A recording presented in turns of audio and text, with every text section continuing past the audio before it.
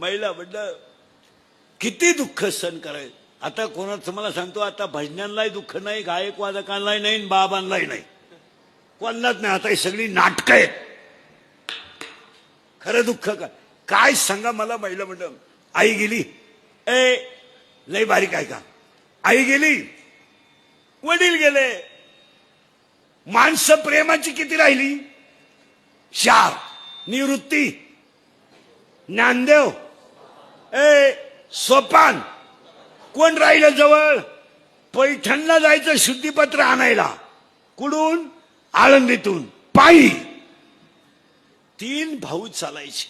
महिला म्हणलं 3 भाऊ चालायचे आणि 1 बहीण चालायची. रात्रीच्या वेळेत 1 बहीण आणि 2 भाऊ झोपायचे. आणि ज्ञानोबा रात्रीच्या वेळेत जेव्हा आपले भाऊ झोपायचे तेव्हा ज्या भावांनी कधी जमिनीवर पाय ठेवला नव्हता त्यांच्या भावाच्या पायाला फोड यायचे. चप्पल नव्हती. ते ज्ञानोबा झाडाचा पाला काढायचे आणि बहिणीच्या भावाच्या आणि बहिणीच्या पायाला बांधायचे. का माहितीये का, त्यांना रात्रभर बरं वाटावं, म्हणजे उद्या चालायला सोपं.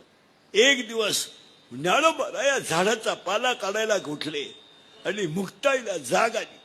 ज्ञानोबा झाडाचा पाला तोडीत होते महाराज, आणि त्यावेळेस मुक्ताई पाठीमागून गेली आणि मुक्ताबाईला ज्ञानोबाच्या पाठीवर हात ठेवला.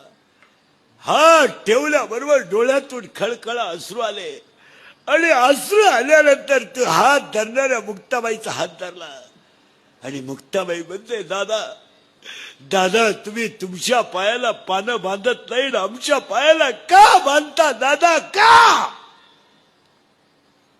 त्यावेळेस ज्ञानोबा